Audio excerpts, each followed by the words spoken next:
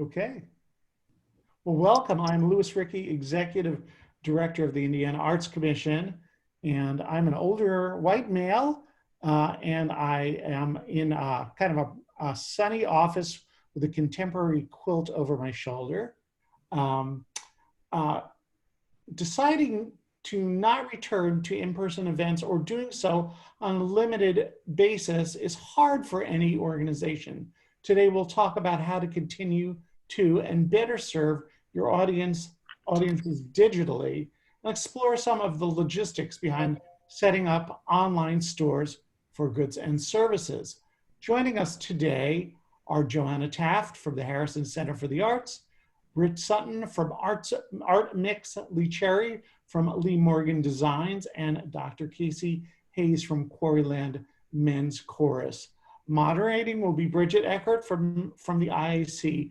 Bridget, Joanna, Britt, Lee, and Casey, please introduce yourselves and give an audio description of your appearance for anyone participating with low vision or blindness. Bridget. Thank you so much, Louis. Hi, I'm Bridget Eckert, and I'm the Director of Communications here at the Indiana Arts Commission. I am a white woman with shoulder-length blonde hair. I have a denim jacket on and a gold necklace. We are broadcasting to the world through Facebook today, and we are so excited that you chose to spend your afternoon with us. This webinar is being recorded. It will be posted on YouTube and on our website, www.in.gov/arts under training. We will have plenty of time to answer your questions today, so go ahead and drop those in the comments below as they come to you. If you submitted a question when you registered for the webinar, we've got it ready. And if you're watching through Facebook, again, go ahead and add those questions in the comments below. Let's go ahead and kick it off. First things first, I'd like to have you all introduce yourselves. Joanna, would you like to go first? Sure. I'm Joanna Taft. I'm Executive Director of the Harrison Center. I am a white 56-year-old woman who is not getting grayer, I'm getting blonder. Every year, just check, blonder. And I am sitting in the Harrison Gallery, which has a beautiful show, a pastel show of the interior of steel mills by artist Kristen Divers. Thanks, Joanna. Britt? Hi, I am Britt Sutton. I am CEO of Art Mix. I am a white woman in my 30s with a lot of blonde hair and a ponytail, and I am wearing a beautiful necklace made by some of our Art Mix artists. Today, I am coming live from my guest bedroom. Thanks, Britt. Lee? Hi, I'm Lee Cherry, and I'm the owner of Lee Morgan Designs, which I run through Etsy. I'm a 28-year-old Asian American. I have long black hair, and I'm wearing blue top, and I'm in my office. And I specialize in personalized products using my hand lettering. So I have items ranging from drinkware, bridal items, stickers, home decor, and stationery. And I'm actually close to having over 100 items in my shop, which I'm very excited about. Awesome. Thank you so much, Lee. Casey? Oh, we can't hear you, Casey. I bet you can now. There you go. Sorry about that. I'm Dr. Casey Hayes. I am a 58-year-old Caucasian man whose hair is also getting blonder and not grayer. And I am the conductor of Quarryland Men's Chorus, an LGBTQ supportive chorus in Bloomington in Southern Indiana. I am sitting in my office. We're at Franklin College, where I am also the director of choral activities. I'm wearing a tropical shirt, and my office is filled with books and German beer steins. Fantastic. Thank you so much, Casey. Well, to get us started, Joanna from the Harrison Center is going to kick us off with a presentation. Joanna, you want to take it away? Yes. So I'm going to turn on my screen share.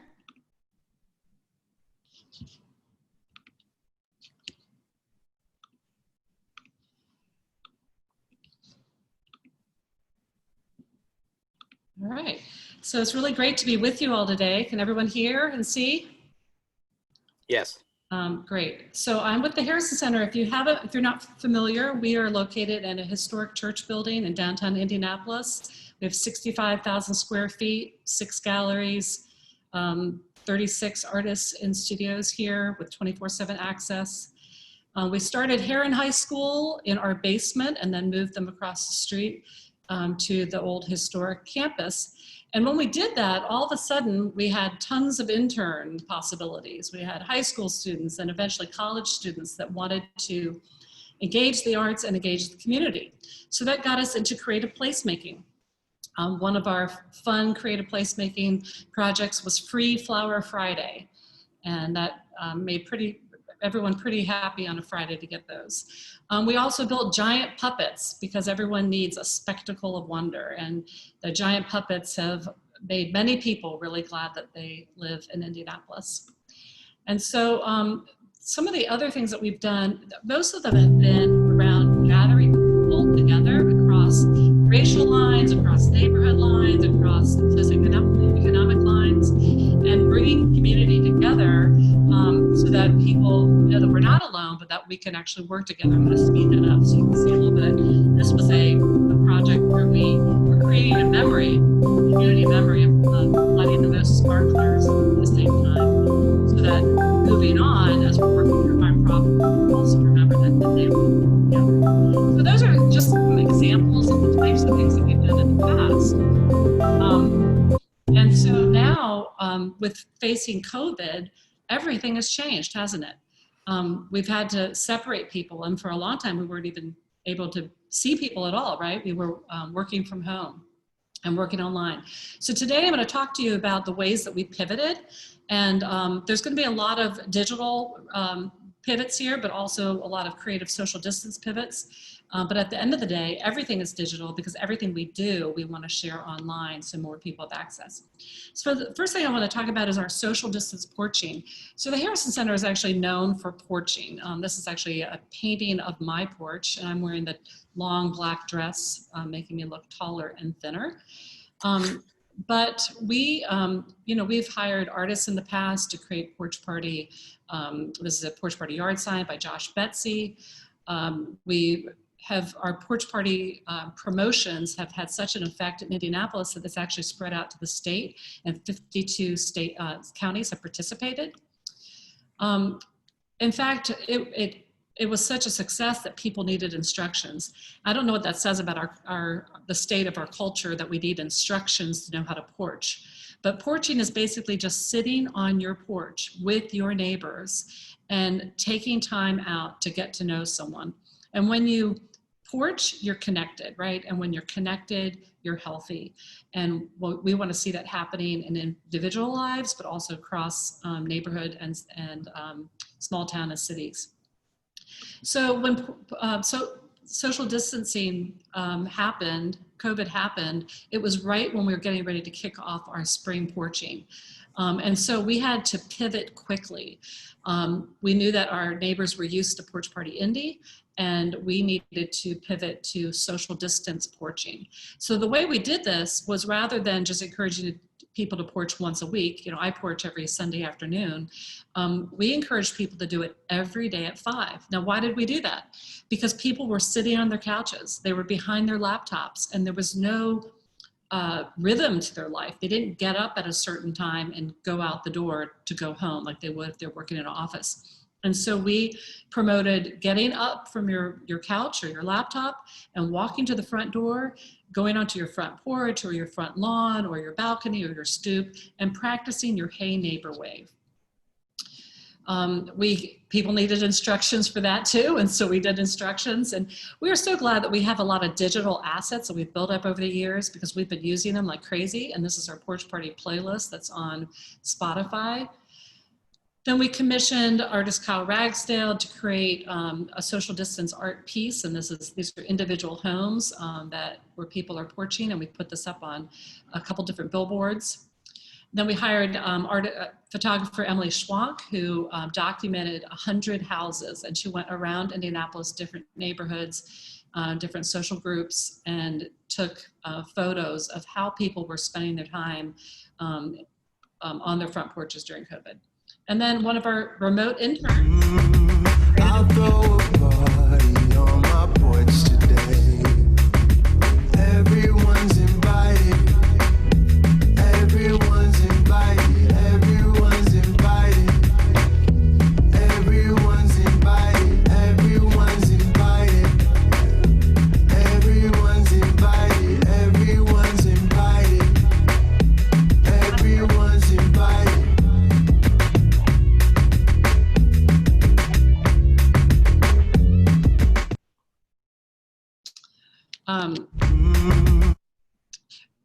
So it's so tempting for us to think about ourselves during this time. And as we wanted our neighbors to porch and we wanted to build community with our neighbors, we decided to do a little fundraiser for a minority youth racing organization, NXG.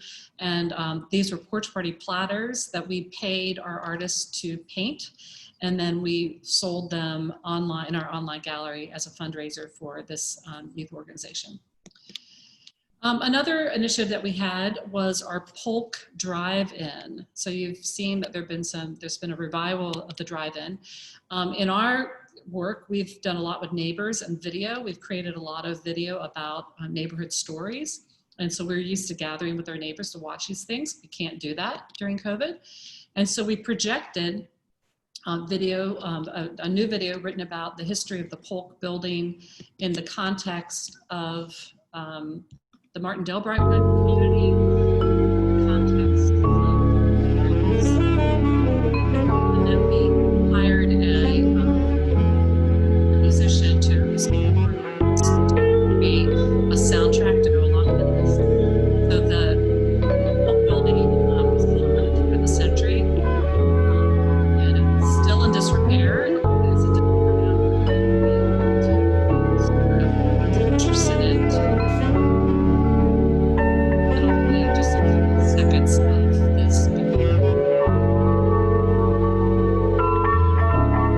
This, by the way, this is still you can go to the Polk parking. Yo, back in 1872, but there was less than a few where you had to pull your weight. Plus, it was more than a horse flew. War of J.T. Cook was living in Greenwood, moving them carefools. So that gives you an idea. So you can go to the website. If you go to the parking lot, which is in between Provider Coffee Shop on 16th Street and the Polk building, you can turn your radio to 88.1 FM and you can listen to the music and watch the film. This is Rashida's Freedom Day, which is another film that we're working on. And then we have another film named Legacy that will be up in October on the same wall. We also had a social distance window walk. And people were used to our holiday windows. We have 23 windows that we turn into holiday windows in December and January. But in April, we turned them into coronavirus windows.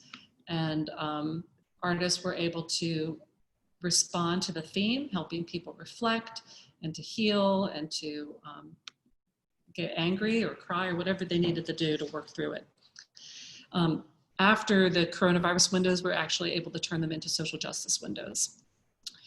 So our next initiative was the virtual First Friday. We were used to large crowds, having people over, and we weren't sure what to do. And Jill Dittmeyer came to us and said that WFYI would be interested in partnering with us to do virtual First Friday gallery tours. We're so thankful for her. The day before we had the stay-at-home order, we actually we hung a show early because we didn't think we could get back in, right, with the stay-at-home order. So we hung the show early, and then we gave Jill the code to our building, and she, with her press pass, had an exception to COVID, was able to get in and to talk about the show. And then we learned that an artist was quarantining, a dancer quarantining New York, a Martha Graham dancer.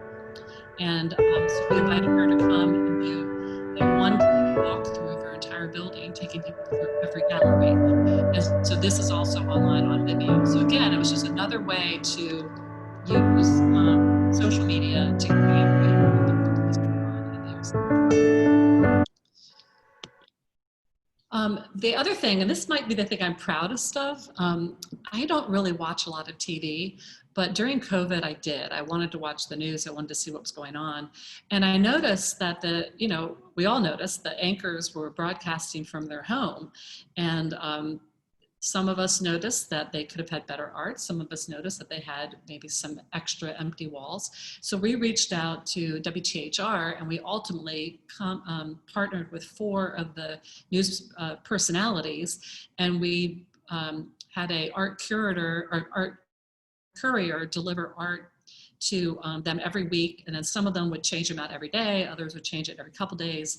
And so it was really fun to be able to work with them during that stay-at-home period. And this actually did help us sell.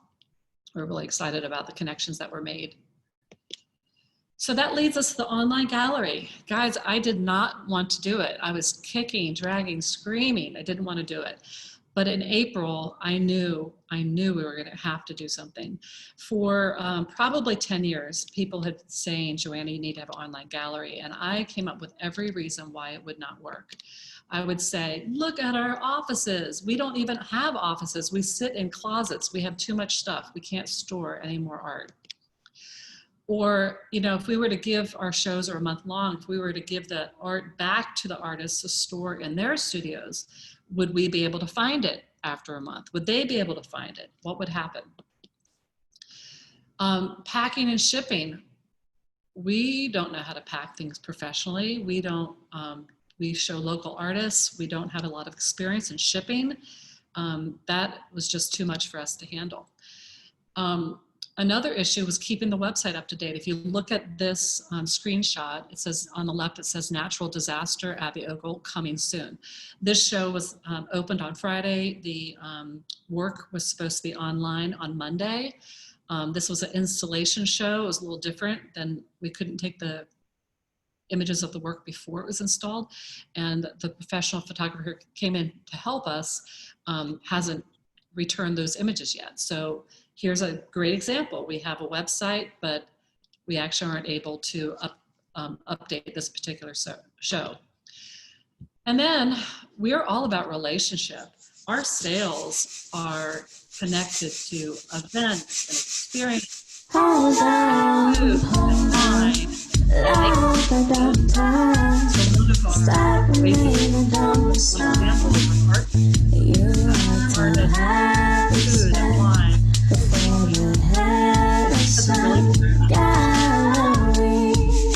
So we didn't follow me this way as I take you some years back. And again, all these videos are on our Vimeo. So COVID happened, social distancing, we had no choice. So we started looking online at different examples. We found Entrepreneur, we found Saatchi Art. We noticed that good photography was really the key, or good layout and photography. We were scared about that because we don't always have that here, or access to that here. We started talking to consultants and they wanted a lot of money and they wanted 6 months to build our site, and we didn't have that. And so we decided that since our website was already on Squarespace, we would use their online store option and we would build it out ourselves. And so that was kind of scary, but it was exciting. Because it was scary because we knew that we didn't know all the best practices and people were gonna see our mistakes would be very public. But we also knew that doing it ourselves meant that we could change it very quickly. We could try something, if it didn't work, we could change again. So I'm gonna take you, I think, nope, I was gonna take you to that website.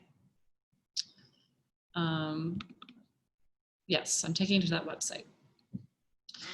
So if you, it's very simple. One of the constraints was that we had to use the template that we had used to build our website. So that added some challenges for the shape of all of our photos of art need to fit in a square photo, but I'll show that in a minute. So one of the things that we've played with was a call to action. At first, the big banner just said online gallery or gallery. There was not a call to action. So this is not going to be our final product, but we're getting closer. We're now saying purchase, pick up, inquire. We're using words that are call to action. We used to have a big paragraph where there was a lot of information and who to contact and what to do. Whoops, oh, this might not work the way I want it to. And so we created, if you want to talk to Sarah, you could then click, and if you want a commission, if you want more assistance, or if you want to ask for an in-person meeting, you could certainly do those things by connecting with our staff. So if you go to shop in hot metal. And guys, I don't know how to get rid of this other,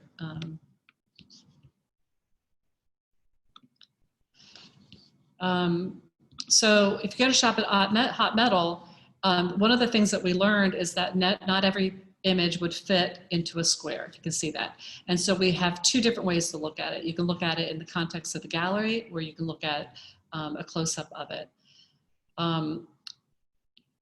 And so this enables people to look at the images from the comfort of their homes and then actually purchase online. We've had purchases, our first purchase was from San Francisco. We've had purchases from Ohio. Most of them have been local, but we've had our fair share of out of state. So you can look at all the shows that we have. We hang in our gallery for 1 month, but then we keep on our website for 3 months. So all of these are old, these right now are old shows that are still up. The nice thing is that we also have the archives. So if you click on the archives, it will take you to Flickr. And Flickr is how we used to track our shows, but people couldn't buy online through Flickr. And so now all of our old shows are on Flickr. And if something is older than the 90 days, then they can certainly email our staff and we can arrange, we can find out if that piece is still available. So that's a little bit about our, I'm gonna try to get back to the next one, folks. Let's see. A little bit about our site. There's so much going on my website or my screen.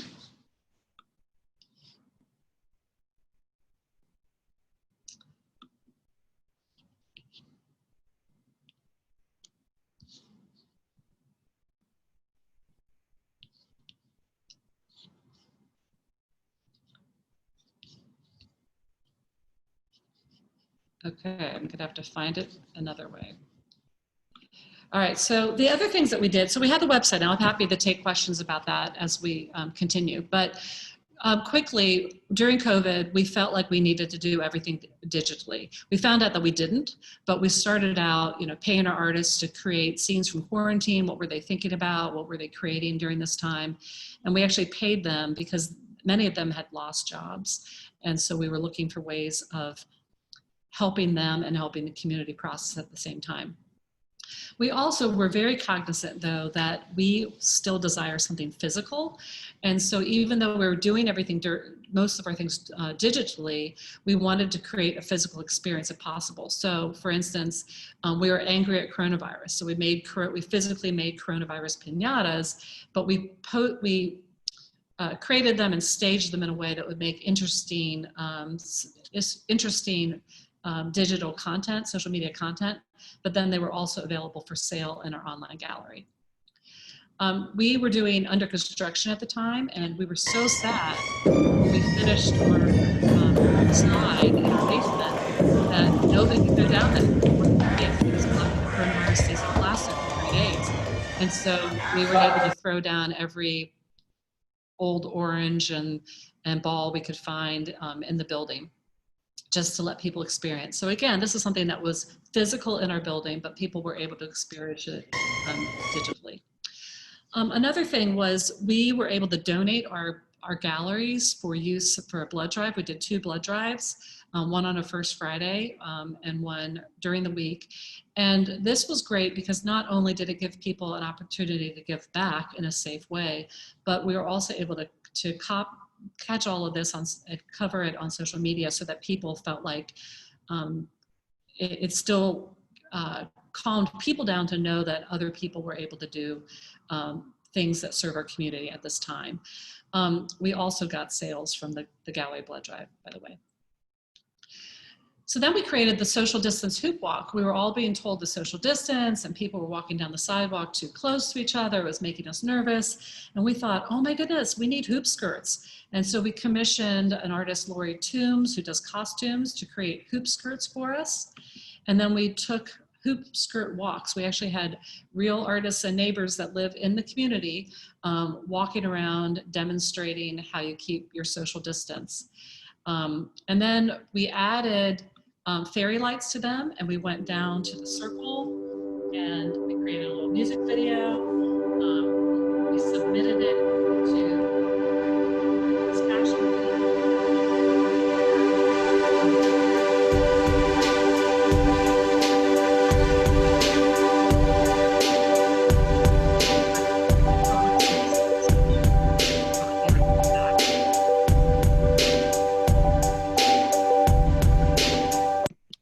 Joanna, just so you know, we can't hear you very well whenever the video is playing at the same time. So I'm not sure what's going on, but if you wanted to play a little bit of the video and then talk about it, that would be great. Okay, all right, so that's good to know. So I'm getting ready to play another video. So the last video, you know, first we wore the hoop skirts as sculptures, then we put fairy lights on them, and then we started thinking about our older neighbors that had not been able to go to, they hadn't gone to the store to buy flowers this year, they hadn't planted any flowers, and so we decided to take them flowers, and we took them flowers by putting flowers on the hoop skirts and then delivering a bouquet to them. And here's a little video for that.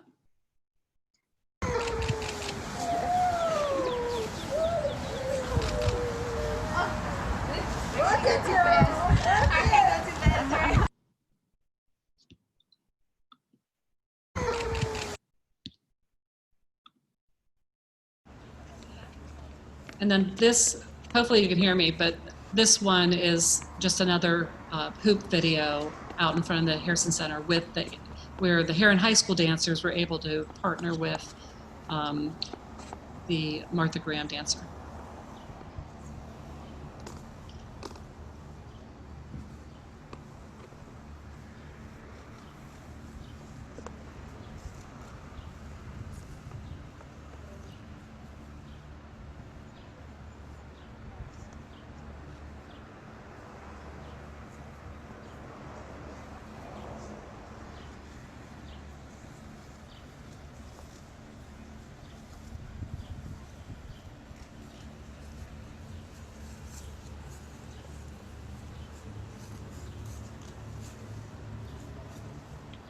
And I'll let you watch that later.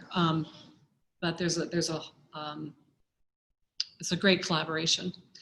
And then another thing that we did, we had a 100-year-old smokestack that really needed to either be torn down or repaired.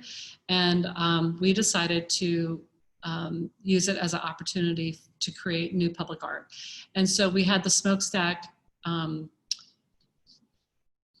we had it repaired, and we thought about the public art that we had done in the past. You know, most of it had not been very technologically advanced. You know, we'd repaired broken buildings with Legos, or we'd done a lot of not social distance public art, but working together as a team doing things. And so we had to think about art that wouldn't gather a crowd and art that would be safe and could be operated from a distance.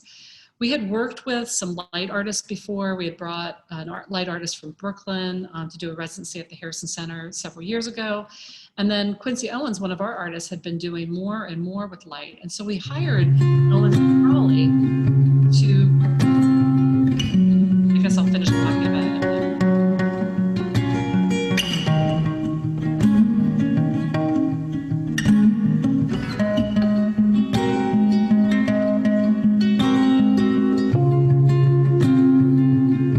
So we hired Owens and Crawley to install a fog machine in the base of our smokestack. And then they used LED colored lights at the top of the smokestack. There are 3 different lights that are installed inside of it. And when the smoke hits the lights, you can change the light color with remote control. So it could be purple, it could be green, it could be any number of colors. And then the mural video, the video mural, which is on the right-hand side of the screen, also moves with the projector. So this was a really fun project to do. Our artists also participated in the Million Mask Challenge, so we were able to partner with Pattern Magazine on that. We had people out in the community sewing, we had artists sewing, we had people delivering to the hospitals. Our artists also created avant-garde face masks. Here's a few of them. We did some old-fashioned things, not very digital, but we actually hand wrote over 90 letters. We did do our legislature before the Arts Commission asked us to. So we had, we thanked people that have helped us, but we also thanked little old ladies and just neighbors that were experiencing social isolation. Then we delivered, at this point, 300 bags. We have another 100 to go. And we started in April, but we ran out of products. So we're looking for more products. So we delivered neighborhood maps to orient people to the history of their neighborhood. We have a paper doll book that kind of introduces long-term neighbors and also artists.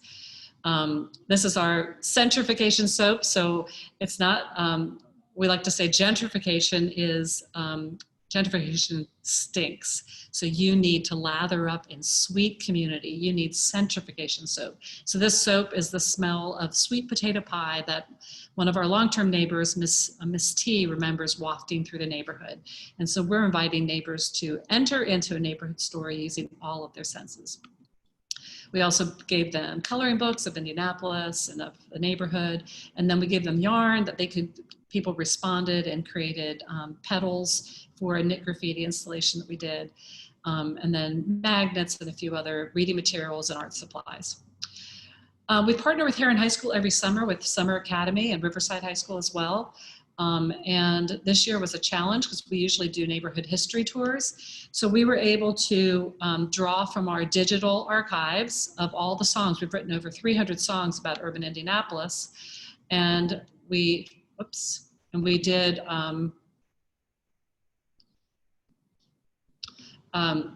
we were able to do more videos, more hip opera videos.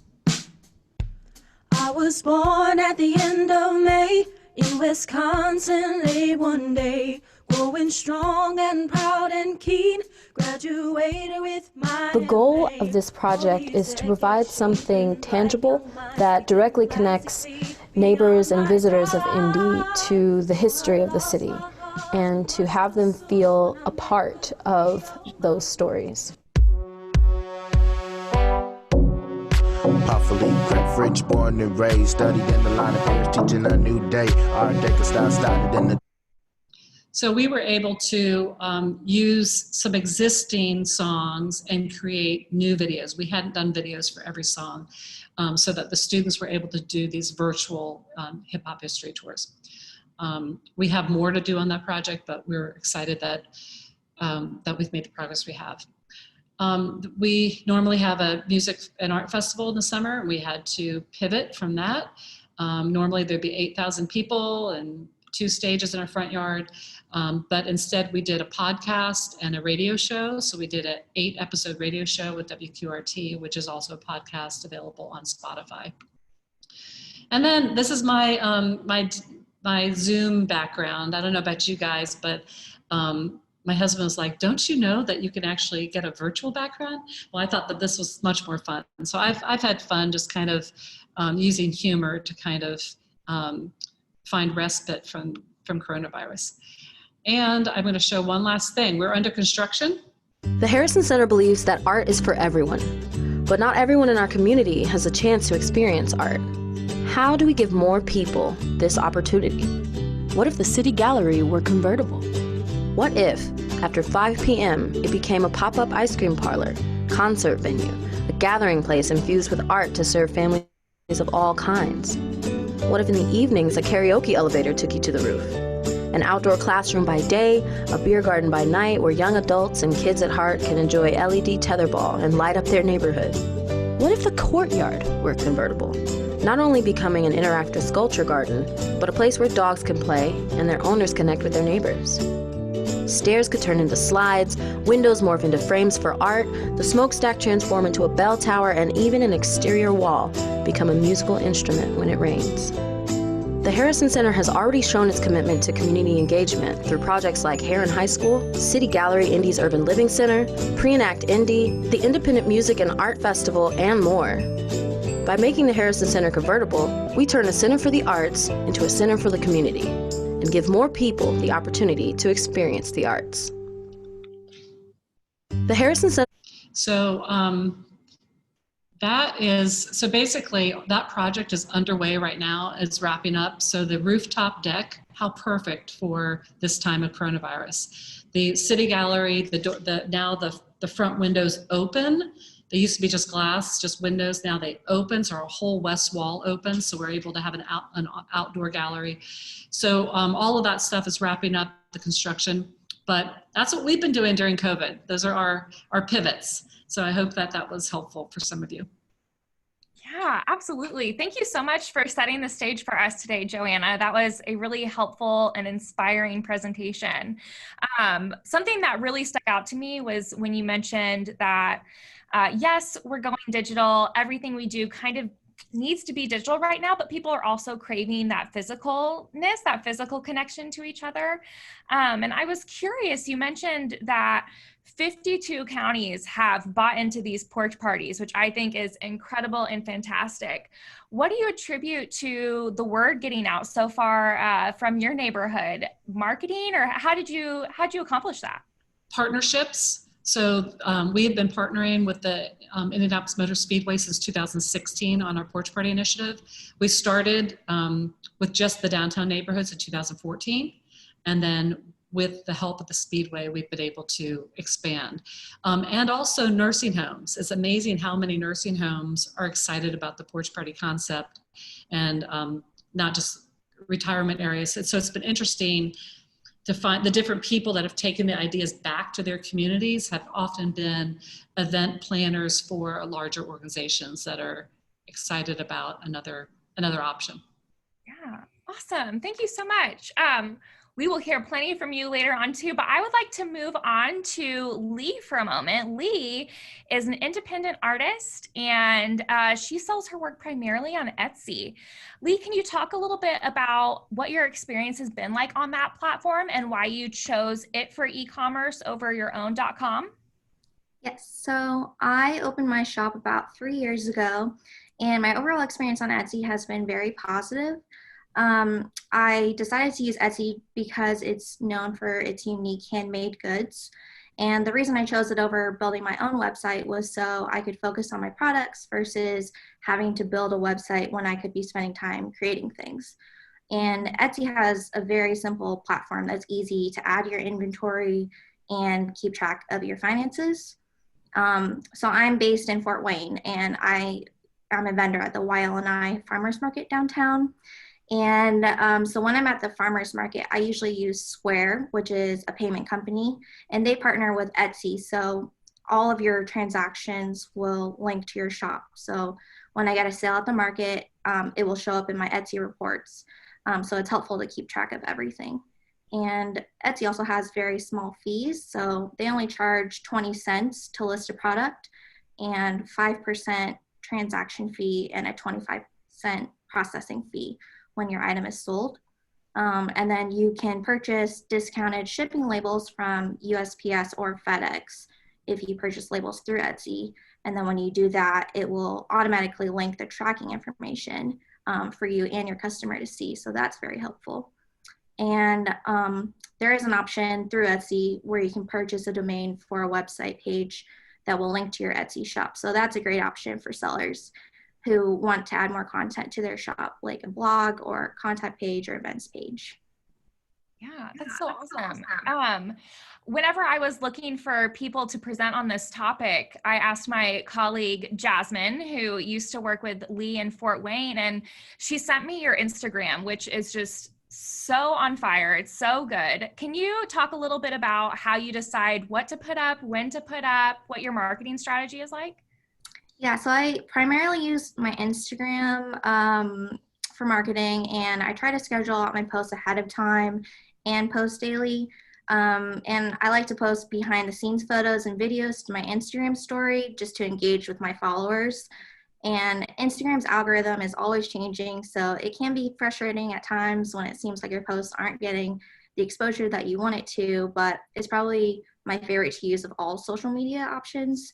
My tip would just be to stay engaged with your followers by liking and commenting on other posts, and doing an occasional giveaway because everyone loves those. And other marketing platforms I like to use are Facebook, Pinterest, and TikTok, which is kind of a newer app where you share videos up to a minute long. So I've seen a lot of Etsy sellers that use TikToks to promote their products and offer tutorials on how to create things and behind the scenes of like packaging their products. So I started mine in April, but I've gotten a good amount of engagement, and it's a fun new way to market. Great. Awesome. Thank you so much. Thinking about giveaways, that makes me think of Britt Sutton over at ArtMix. You guys are participating in the Be Kind 21. Is that a challenge, or what is that with the Born This Way Foundation? Yeah, so ArtMix, if you guys aren't familiar, we're an organization that serves artists with disabilities. Primarily, we work with artists with Down syndrome, autism spectrum disorders. So Born This Way Foundation has been a great supporter of us for several years now. They've provided us with a few grants. Born This Way is the foundation that was started by Lady Gaga. It's all about celebrating who you are, and we're each special in our own unique way. So they do this campaign every year. This year, the focus is kindness, Be Kind 21. So it takes 21 days to form a habit. So why not make that habit being kind? So we're joining them this year for Be Kind 21, and we're really focusing on one thing each day that we do at ArtMix and our ArtMix family does to showcase kindness and to make kindness a habit. So one of those things has been doing giveaways. So we've done a few Instagram giveaways. They've been really successful. We've brought in a lot of followers, and it's also a fun way, kind of like what Joanna says, we crave that sense of community, and especially working with people with disabilities, they need that routine. They need that sense of community. So Instagram has been a good way for us to all stay connected, even when we're apart. Yeah, great. Thank you so much for sharing. Before we hopped on to live, we were all just kind of chit-chatting behind the scenes, and Britt mentioned the online programming that ArtMix is doing right now with clients and students and artists. And Britt, I was curious if you could share some feedback that you've received from your clients about engaging online and creating, and how you got your teaching artists set up with that. Yeah, so I will say one thing we learned pretty quickly is our artists prefer Zoom live one-on-one instruction or group instruction to our YouTube videos. So we've spent a lot of time creating YouTube videos. Our artists have been creating YouTube videos. They're great, but the feedback is the students prefer Zoom. It feels more like a class. So, you know, honestly, when I came on board, I'm a new CEO. I'm a lawyer in recovery right now, so I just took over an arts organization. So I'm really learning a lot as I go along. It's wonderful that I get to be in the Harrison Center, so I get to learn a lot from Joanna in person, which I'm grateful for. So bless my staff, I kind of just shoved them into it at first and said, we're going to do Zoom classes. Let's get started. Let's start moving. And they responded in a wonderful way. Now we found more training. We have some wonderful board members who are arts educators. So they provided us with some training resources that they've used so we can continue these one-on-one classes. I highly recommend you sit in on some Zoom classes, and you're more than welcome to sit in on some of ours. If you want to learn how to teach online, just contact me. But yes, I just kind of shoved them into it, and now we're learning, and now we are doing some more training.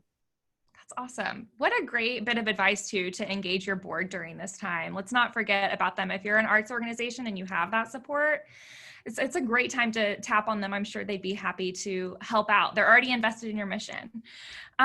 So Dr. Casey Hayes, I am ready to ask you some burning questions.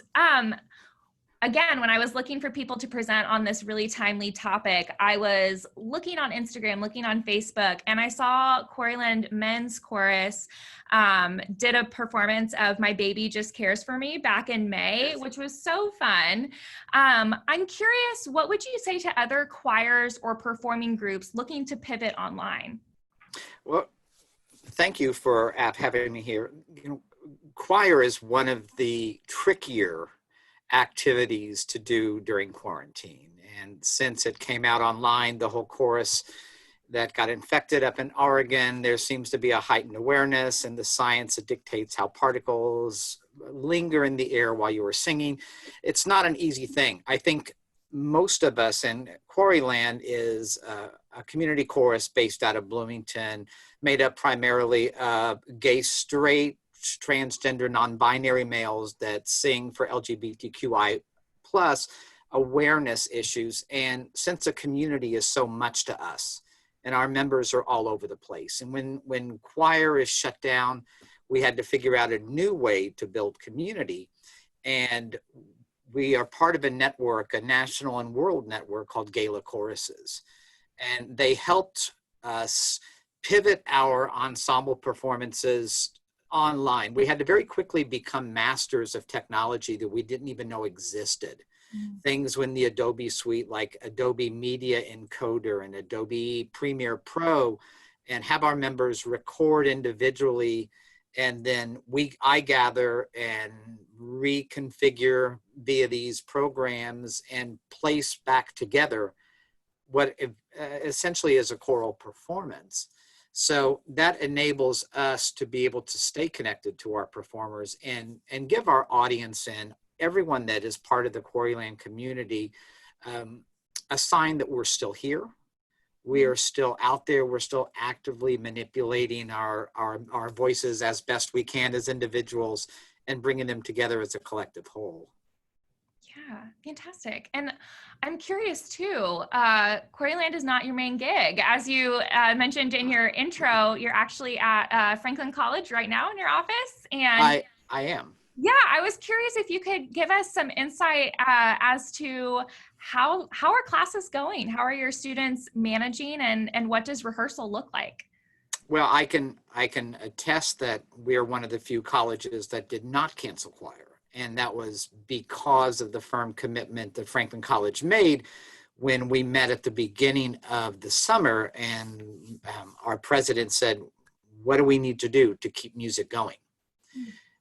We designed, had some input from friends who work at the CDC and our sound acoustic architects, and we took our large ballroom here, and it looks like a labyrinth of a series of about 65 plexiglass and PVC walls, 6x4 walls that are manipulated so that each singer is surrounded on 3 sides.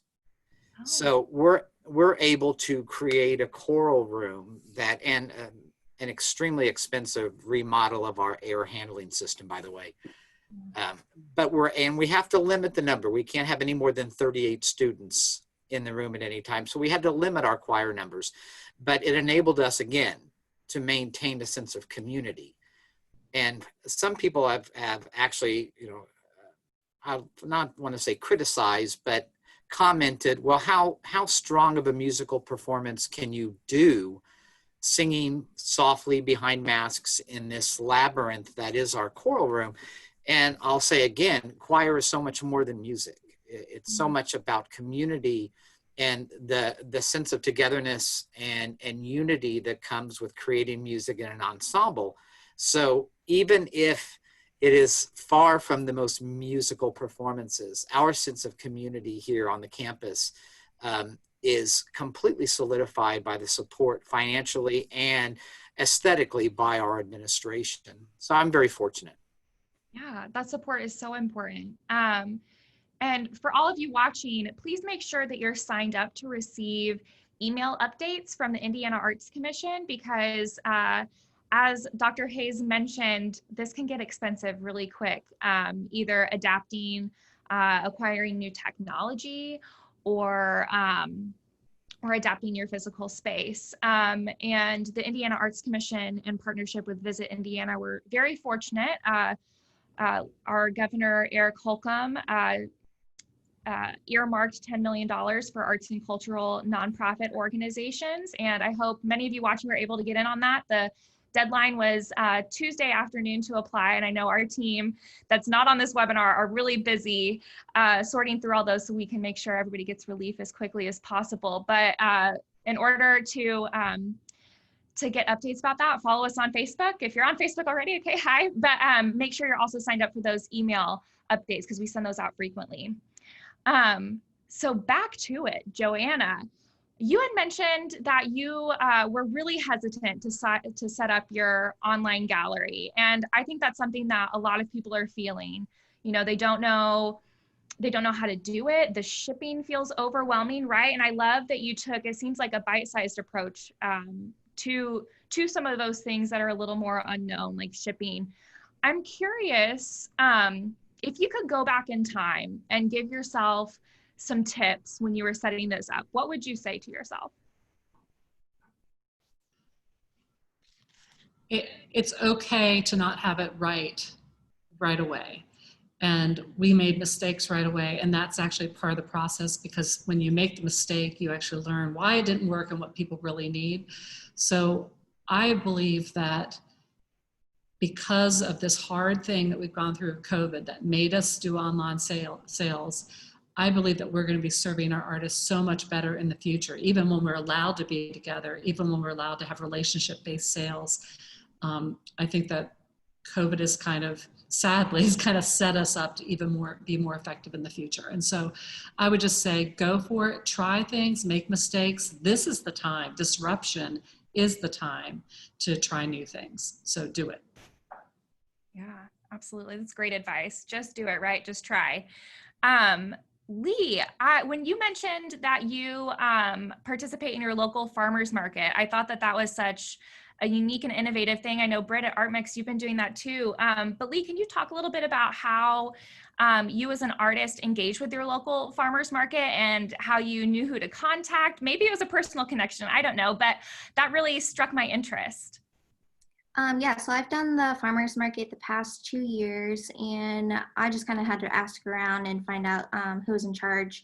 But yeah, then just trying to figure out like what I need, the tent, the tables, and figuring out just all the inventory that I would need. So, but yeah, it's been a good experience, and people have approached me asking about if I would be involved in their own market. So that's been a great way to market too in the community.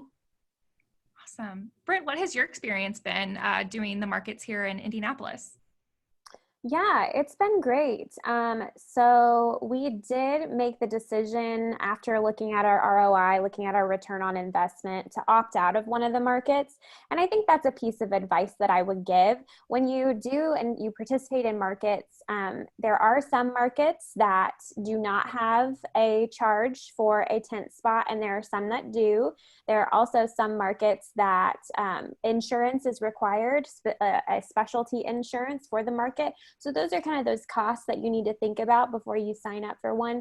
For us, one of the greatest things has been exposure. So just being able to be out in the circle in front of City Market has been phenomenal for our exposure. In fact, Nikki Owens and I were out working a market, and RTV6 came by and decided to interview us. So that was free publicity right there, right? We were just in the right place at the right time. So it's been great. And you know, one thing we found out is a lot of local breweries do these markets. So we've had a really good experience with the Black Circle Market at Black Circle Brewing. It's totally free for artists to participate. All you have to do is reach out to them and let them know you'd like a space. And it's wonderful because people are sitting out in the beer garden having a drink, they can shop, and it's just a nice way to get to know your community too. Yeah, that's awesome. Great. Well, as we're rounding out the hour here, we have 5 minutes left. I want to thank all of our presenters for joining us today and sharing their expertise with their peers online. I'd like to give everyone too a moment to kind of plug what's next for them. So Casey, do you want to tell us a little bit about where to find the men's chorus or other projects you're working on? Right. Well, we are starting a very small in-person meeting down at our church that we attend down in Bloomington, where we are doing just music lessons. So we do those every Monday night from 7 to 8:30, and we will be putting on a virtual cabaret where our members will be singing solos or singing duets, and we will be live streaming that on Facebook at the end of October and the beginning of November. Great. Thanks so much. Joanna, would you like to go next? Sure. So we are open again for First Friday, and those are social distance First Fridays. So we have a wayfinding system that only allows you to go one way through the building. You're not going to cross paths with anyone. We have volunteers in each each transition point to make sure people are staying apart. And then in the outside of the Harrison Center, we've been having music, and we have social distance circles that have been spray painted that also help people know where to stand and how to stay apart. So we're making it really easy to be safe, really easy to come in and enjoy art. We also added senior hours. So on Fridays from 2 to 4, people 55 and older can come and also feel like they have a lot of space in looking at the art. So those are the two things that we're ready to invite people to right now. Awesome. Thank you so much for sharing. Lee, I am so excited to link your Etsy shop in the follow-up email. I think people are going to be blown away by your talent. Where can we find you and how can we engage? My Etsy shop name is Lee Morgan Design. So if you type in leemorgandesigns.etsy.com, you can see my shop there. Great, fantastic. Thank you so much for joining. And Britt, what's ArtMix up to next? Well, we are currently planning our fall Zoom curriculum, which is going to include adding in Zoom community classes. So if you would like to sign up for an art class with ArtMix artists, please feel free to. For us, inclusion is the most important thing. So we want our community classes to be full of people with and without disabilities so we can all gather together and learn more about inclusion and accessibility. You can check us out at artmixindiana.org. And we're also incredibly active on Instagram, like Bridget said. So it's artmixindy. And I think one of the things I'm most proud about is we currently have an initiative where we are providing supply kits, art supply kits, to anybody who wants to create and have some self-expression during this time. So we think that now is the time, right? We all need that creative safe space. And if we're at home, then let's create some beautiful art together. So if you would like an ArtMix supply kit, you can contact us. You can check out the website, look at our YouTube videos, let us know what project you want to make, and we will provide you with art supplies. Great, thank you so much. And I think too that something that was like kind of hinted around but not really said that I want to make sure that everybody thinks about is that during this time of COVID, when we're moving things more digitally, it can really feel like a barrier in some ways, because in some ways it's a learning curve. But I think it's also breaking down geographical barriers too, right? I mean, how many people would have otherwise gotten the chance to go see a Quarryland performance or come to an ArtMix show? So I think that those are things that we need to try and stay as positive as we can, right? Look at everything as an opportunity. And I'm so grateful for this great panel who has helped inspire us today to do just that. So that's all the time we have for today. Thank you so much to Lee, Britt, Joanna, and Casey. We will post a recording of this webinar to YouTube in the next 24 hours or so. And all the resources that were mentioned, the tips and tricks, those will all be coming to your inbox if you registered for this webinar. And otherwise, that's all we have. So thank you so much for joining. I hope you all have a lovely rest of your afternoon. Bye. Thank you. Nice to talk to you all.